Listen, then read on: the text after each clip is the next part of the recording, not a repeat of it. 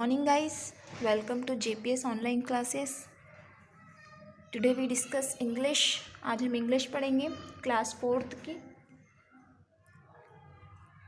हमने last video में discuss किया था लेसन 1 फॉल्स डिसाइपल्स। इसकी आधी स्टोरी हम पढ़ चुके थे। एक बार मैं छोटा सा रिवीजन दे देती हूँ। इस स्टोरी में गुरुजी थे, गुरु रामदास थे, उनके 4 फॉल्स डिसाइपल्स थे, यानी कि 4 शिष्य थे जो कि बहुत मूर्ख थे। फॉल्स डिसाइपल यानी मूर्ख शिष्य थे, ठीक है। एक दिन वे दूर जा रहे थे, दूर के शहर में, और उनकी आँख लग गई। तो उनकी जो टर्बन थी, उनकी जो पगड़ी थी, वो गिर गई, लेकिन उनके शिष्यों ने नहीं उठाई, ठीक है। क्यों नहीं उठाई? क्योंकि उनके गुरुजी ने उनको मना किया था कि बिना परमिशन के कुछ भी काम नहीं करना है। तो उन्होंने पगड़ी नहीं उठाई, ठीक है। फिर गुरु ने उनको एक लिस्ट बना के दी कि गाड़ी से क्या क्या गिरने वाली चीज़ें उठाना है, और गुरुजी ने उनको सौंप दी लिस्ट और बोला कि आपको यही चीज़ उठाना है, ठीक है। यहाँ तक हमने पढ़ लिया था।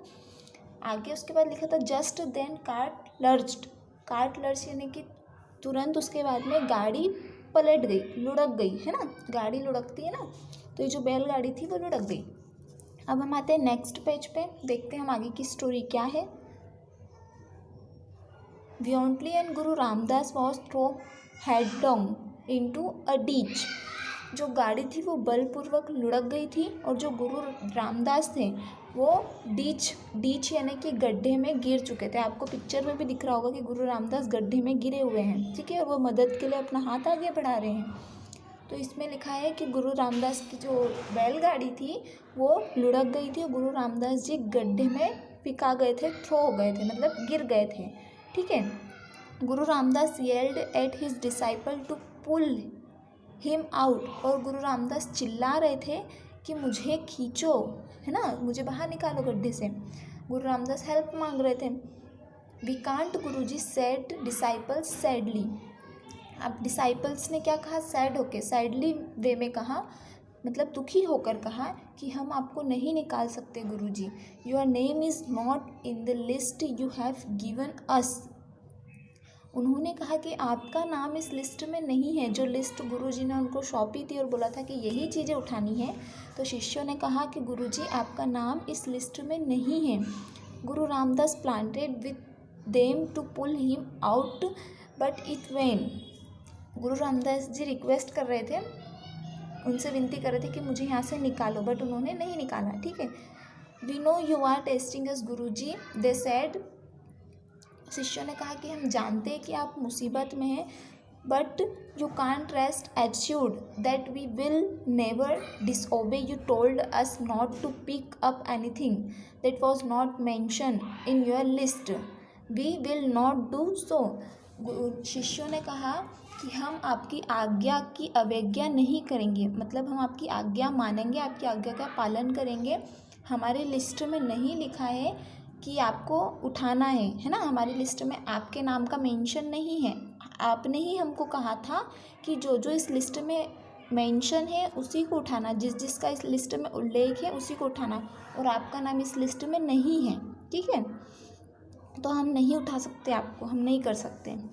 गुरु Ramdas they throw the list and the pen near him and Guru harshly took them and scrawled his name on the list. Guru ji ने उनसे लिस्ट मांगी और उन्होंने बोला कि मुझे लिस्ट फेंक के दो, और पेन से जल्दी से अपना नाम लिस्ट में लिख दिया, है ना। स्क्रॉलेड मतलब जल्दी से अपना नाम लिस्ट में लिख दिया। Then and them only did the obedient disciples pull their beloved Guru out of the ditch and put him back into the cart. List में नाम लिख दिया, फिर उनके जो शिष्य थे उन्होंने उनकी आज्ञा का पालन किया और गुरुजी को उठाया, फिर उनको गुरुजी को बाहर निकाला सम्मानपूर्वक, ठीक है। तो बच्चों इस स्टोरी से हमको क्या सीखने को मिला? इस स्टोरी से हमको ये सीखने को मिला कि हमेशा गुरु की आज्ञा का पालन करना चाहिए, है ना। वो शिष्य जो थे वो अपनी गुरु की आज्ञा का पालन कर रहे थे, है ना। भले उनके गुरु मुसीबत में थे, लेकिन उनके गुरु ने उनको मना करा था कि जो लिस्ट में मेंशन नहीं है उसको नहीं उठाना, तो उन्होंने नहीं उठाया, है ना। वे अपना शिष्य धर्म निभा रहे थे, वे अपने गुरु की आज्ञा का पालन कर रहे थे, ठीक है। तो इस कहानी से हमें ये शिक्षा मिलती है कि हमें अपने गुरु की आज्ञा का पालन करना चाहिए। ठीक है, आगे आते हैं हम। ये आपका lesson was Foley disciple word meaning. ठीक है, तो ये मैंने कुछ वर्ड मीनिंग्स निकाल लिए हैं। आप जैसे हम करते आए हैं अभी तक फेयर कॉपी में, हम पहले वर्ड मीनिंग लिखते हैं। ठीक है, उसके बाद में हम एक्सरसाइज या लेसन लिखते हैं या टिक द करेक्ट आंसर से स्टार्ट करते हैं। ठीक है, तो पहले आपको वर्ड मीनिंग लिखना है, तो ये आपका HW भी होगा। ठीक है, आपको कॉपी बना लेनी है। मैंने लेसन 1 समझा दिया है। ठीक है, और अभी हम एक्सरसाइज पे आ चुके हैं।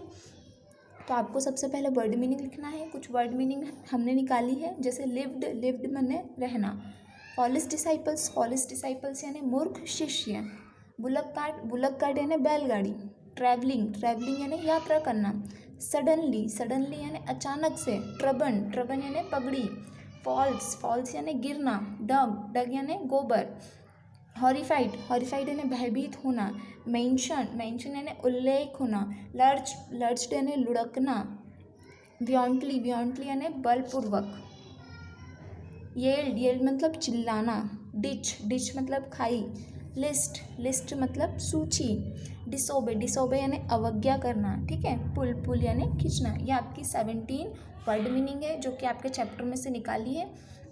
इसको आपको अपनी फेयर कॉपी में मेंशन करना है। ओके, देन इसके बाद में आपको स्टार्ट करना है टिक द करेक्ट आंसर। ठीक है, टिक द करेक्ट आंसर में मैंने टिक कर दिए हैं, fill in the blanks fill कर दिए हैं, राइट रॉन्ग फिल कर दिए और मैच द फॉलोइंग।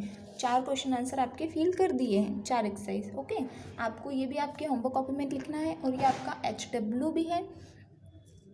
आज आप इसको लिख लेंगे तो आपके पास भी लिखा हो जाएगा, आपके पास भी मेंशन हो जाएगा। तो कल हम इसको डिस्कस करेंगे। ठीक है, कल हम इसको डिस्कस करेंगे और कल की वीडियो में हम क्वेश्चन आंसर पे आगे बढ़ेंगे। तो आपको यहाँ तक का काम आज कंप्लीट करना है। आपका लेसन फर्स्ट ख़त्म हो चुका है। इसके बाद आपके क्वेश्चन आंसर बचे हैं। आपको क्या करना है, tick the correct answer, fill in the blanks, right wrong और मैच द फॉलोइंग। इतना काम आपको आज करना है और आपको ये मीनिंग लिखनी है, वर्ड मीनिंग लिखनी है और टिक द करेक्ट आंसर लिखना है। वैसे ही कॉपी बनाना है जैसे हम बनाते आए हैं। ठीक है, कॉपी में आपको डेट मेंशन करना है। जब हमारे स्कूल खुलेंगे, जब हम स्कूल में मिलेंगे तो आपकी कॉपी की जांच की जाएगी पूरी, आपकी कॉपी चेक की जाएगी पूरी। ओके, और अगर कोई भी दिक्कत हो, कुछ समझ में नहीं आए तो आप मैसेज करके पूछ सकते हैं जो आपको समझ में नहीं आया हो। Okay, thank you so much guys, आज के लिए इतना ही।